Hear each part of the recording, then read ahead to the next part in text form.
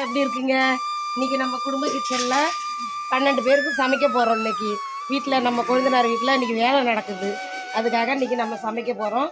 பாருங்க, நம்ம பாத்திரத்தை வச்சாச்சு. இப்போ அடுப்பு பற்ற வைக்க போகிறோம். பாருங்க,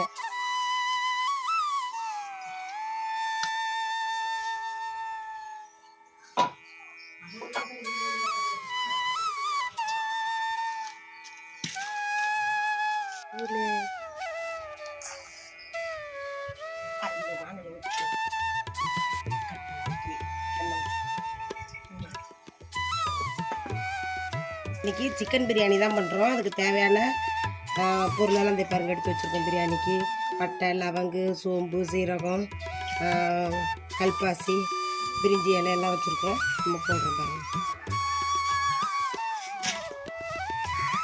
பார்த்தீங்கன்னா நம்ம வெங்காயம், புதினா, பச்சை மிளகாய், தக்காளி எல்லாம் அரிஞ்சு வச்சுருக்கோம். இப்போ எல்லாம் ரெடி ஆகிடுச்சு.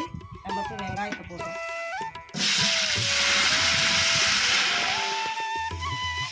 இன்னைக்கு தான் நம்ம ஃபஸ்ட் டைம் இவ்வளோ பெரிய பாத்திரத்தை வச்சு நம்ம சமையல் செய்கிறோம். இன்னைக்கு பார்த்தீங்கன்னா வெங்காயம் நல்லா கோல்டன் கலரில் அழகாக வந்துருக்கு பாருங்க. அந்த ஸ்டேஜில் நம்ம பச்சை மிளகாயை போட்டுக்கணும்.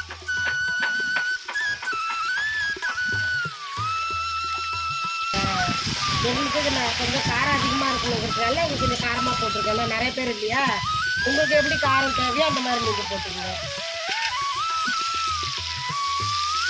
போட்டு நல்லா பச்சை மிளகா போட்டு நல்லா வதங்கிடுச்சு பாருங்க. நல்லா வதங்கி வருது பாருங்க. எப்பவுமே பிரியாணிக்கு வந்து இந்த மாதிரி கோல்டன் கலரில் இருந்தால் தான் பிரியாணி ரொம்ப நல்லா டேஸ்ட்டாக இருக்கும். வெங்காயம் வந்து அப்படியே அப்படியே பச்சையாக இருந்ததுன்னா நம்மளுக்கு நல்லா அந்த அளவுக்கு நம்மளுக்கு டேஸ்ட்டு வராது. இஞ்சி பூண்டு பேஸ்ட்டை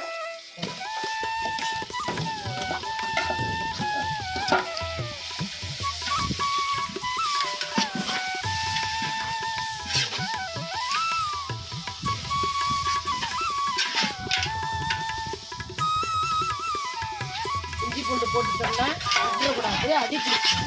அதனால் நல்லா கிண்டி விட்டுக்கிட்டே இருக்கணும். நல்லா வதங்கிட்டாங்க. இப்போ நம்ம தக்காளி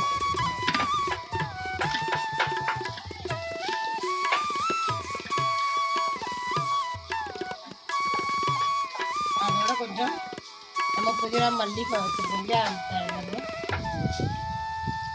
மேலே தூவுறதுக்காக நம்மளுக்கு கொஞ்சம் வேணும்.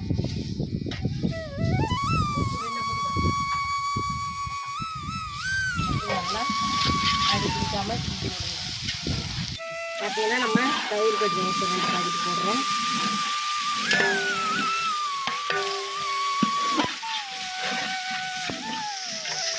பார்த்தீங்கன்னா இது செம்ம சூப்பராக வாசனை பாருங்க. எல்லாம் நல்லா ஈவனாக வதங்கி கொடுக்குறாங்க.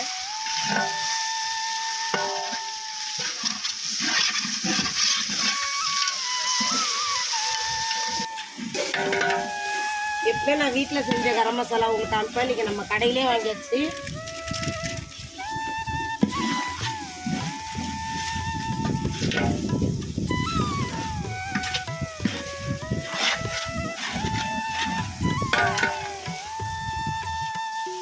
பார்த்தீங்கன்னா பிரியாணி மசாலா போடுறோம்.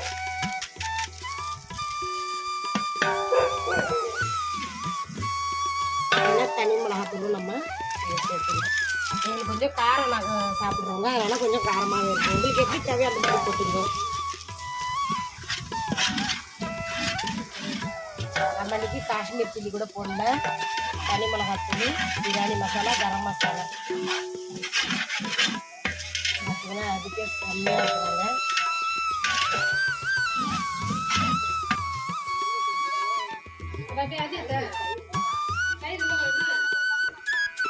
வாசனை செம்மையாக இருக்குங்க, சூப்பராக இருக்குது. கலரே பாருங்க.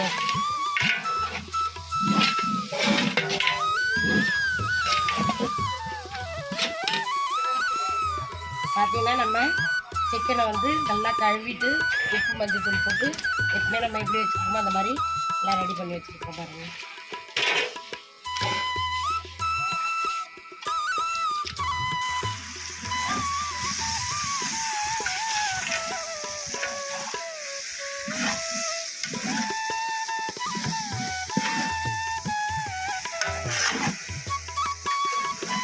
பார்த்தீங்கன்னா இந்த குண்டான அட்டி நம்ம ஒரு குண்டா அரிசி போட்டிருக்கிறோம், 2 குண்டா தண்ணி போட்டுருக்கோம்.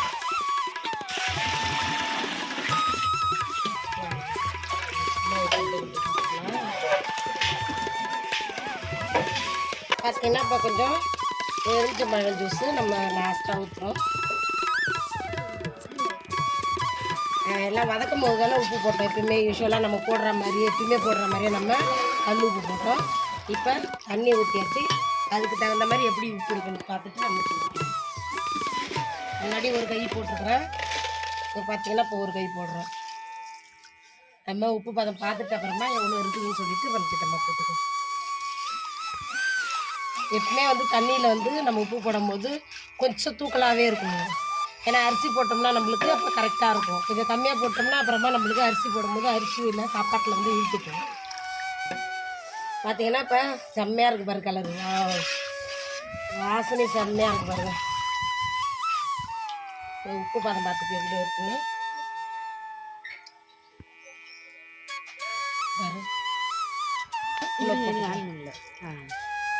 கொஞ்சம் கம்மியாக இருக்குது, கொஞ்சமாக போட்டுக்கிட்டோம். பார்த்தீங்கன்னா நம்ம மூடி போட்டு வச்சுக்கணும் இல்லையா, கொதிக்குதுன்னு பார்ப்போம். பயங்கரமாக கொதிக்குது பாருங்க. இப்போ இந்த ஸ்டேஜில் நம்ம அரிசி கொஞ்சம் கொஞ்சமாக சேர்த்துக்கலாம்.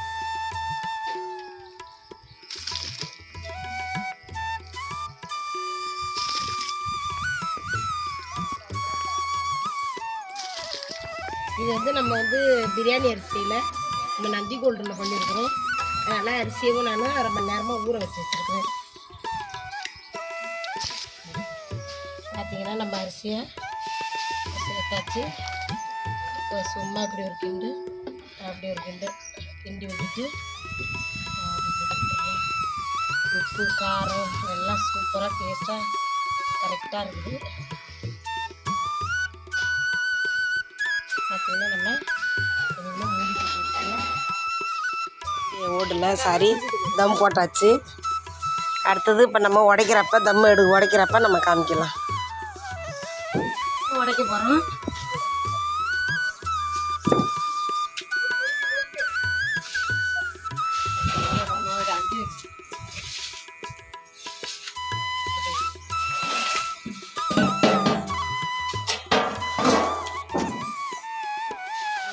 கரெக்டாக இருக்குது.